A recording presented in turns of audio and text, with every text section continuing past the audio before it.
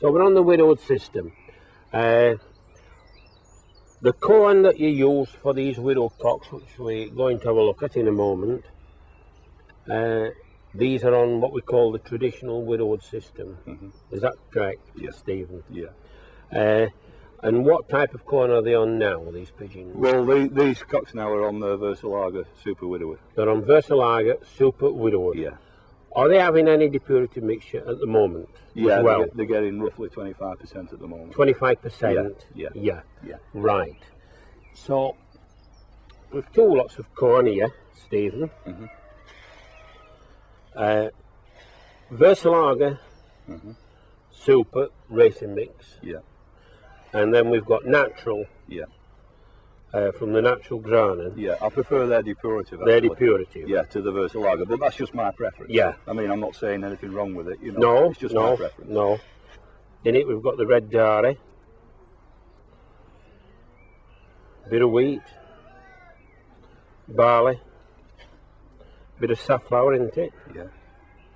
And that's basically it, isn't it? Yeah. In this. Yeah, it's a pretty standard mix, but like I say, the seeds are good quality. It never seems to vary. No, it's very good, very good. Yeah. So this is part of your success. Yeah. Same with all the Belgian mixes, they're pretty good standard mix, you know. The quality of the corn is always very good. Don't seem to vary, do they? Not really, no. So here we have the Versalager mixture. Yeah. That the widowed cocks That's right. are on as well. Yes. And that's a really good quality corn as well, Stephen. Yeah. Looks to be lovely maize. And this is your success. Well, virtually, yeah. Quite simple. Yeah, well, everything is. If you've got good pigeons, David, really, you know, things follow on. You feed them well. That's right, yeah. So that's where the success comes from. That's right, These two corns that's used in the widowed programme. You do need good pigeons, there's no doubt about it. You've got to have good pigeons. That's right, yeah. Quite right, there. And you use a grit as well. I do, yeah. This is same again. This is a natural grit. And this is from natural. Yes, grit. Well, this grit is a mixture. Their standard mixture. It's got everything in there, Stephen. Yeah, redstone, you know, shellac, everything. Yeah. Charcoal, actually. They do a roadstone as well, a separate one, don't they? A red one. Yeah. The pigeons actually, they love that redstone, you know. Yeah. You can put it in there and then pigeons will carbosh it, you know. They do. They do. Yeah. Really great for it, yeah. I understand that sometimes they seem to have a bit of a clay dropping sometimes, don't they, when they seem to pick it out? Yeah, well, you can tell. You put fresh grit in now, like, I'll come in the morning, there's some red droppings there. There's some red droppings the redstone, from they love it. They love it. Yeah. These pigeons were paired up, these widowed cocks, in January. That's right. You let them have a round of eggs. The ones that bred a youngster had to be a first prize winner. Oh yeah. I don't breed out of anything unless they've either bred winners or the first prize winners. Unless obviously you're trying some new stock pigeons, obviously then. Correct. So obviously every loft's going to have one or two pigeons that haven't had a first prize winner somewhere. Yeah. And if there's so many that haven't had a first prize winner, you'll transfer the eggs from the stock loft into the widowed loft. That's right, yeah. Into the widowed loft. You must remember here, sometimes they come in 2s and 3s, you know, and they're all equal first, but obviously there's only one can go on the top first. Yeah. So that's how things happen. So you've got to use your head, you know, with that. That's what I'm saying. That's right. They can't all be first prize winners, can they? No. You've got to have a team of pigeons. Yeah. And some will come together, as you've said. Well, it's like you mentioned them 10 first, the 9 of them pigeons are all different winners. That's right. You know, it's not the same pigeons that's doing all the winning. They're always different pigeons. You know. But some will have come with them. Of course, on a race day. Yeah. And there's only one pigeon that can take the red card, that's isn't right, there? Yeah, that's right. You know. Yeah. So they've got youngsters on. When do you take the youngsters away from the widowed cocks? 21 days old. At 21 days old. Yeah. So the hen is still with the widowed cock. Yeah. Up until the day that the young birds are stuck away. Will you take the hens away as well, or will they stop? What I do, I move the youngs at 21 days. I also take the hen away at exactly the same time. Now in the meantime, they could be up to 17 days. Sometimes the hens lay. You might have one egg in the nest, you might have two. Yes. It just depends on the pigeons. Yes. But I don't bother about that. I take everything away. So on one certain day, Yeah. there must be a young bird in there that's 21 days old. That's right. When there's some young birds in the loft, it's 21 days old, the loft is empty.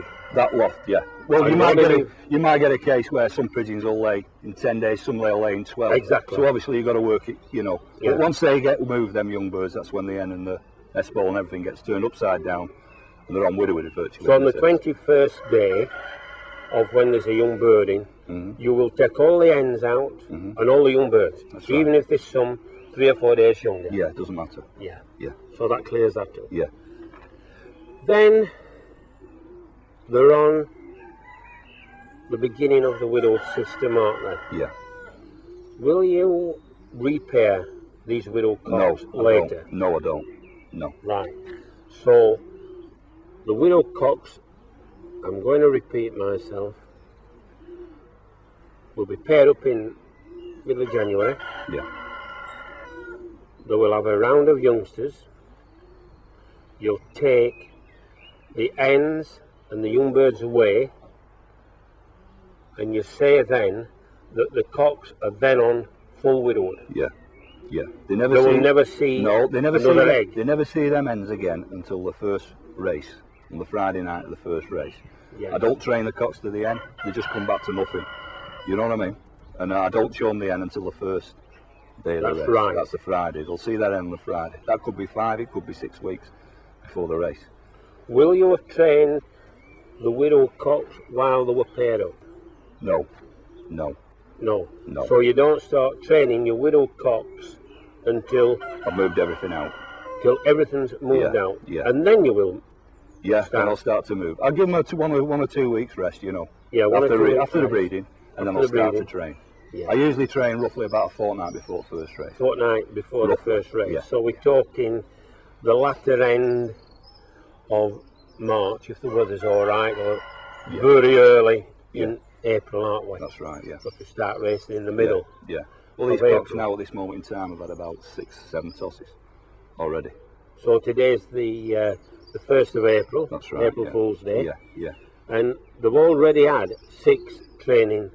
7 actually. Yeah. 7 training. 7 training. 7 yeah. training. Yeah, yeah. Well, that's very good. I start them off at 10 miles and then I work up to 20. And I keep them at 20 miles all the time. What about worming the pigeons? Yeah, I do. You worm your pigeons? Yeah. I suppose you worm them before you pair them up. I worm as well. I worm actually before I pair and I worm again after I move the young birds at 21 days. Right. Yeah. So you And I worm your use, pigeons. Panicure for that one. Use panicure, wormer. Yeah. And you worm twice a year, we could Yes, say. I do. Yeah. Yeah. Right, that's before you pair up.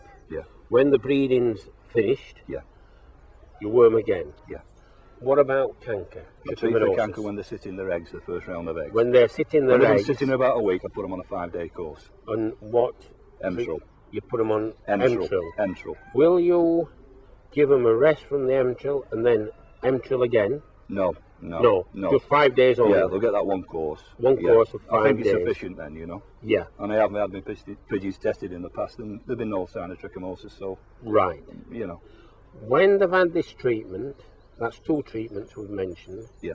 The worms and the canker Yeah, trichomoniasis. that's right.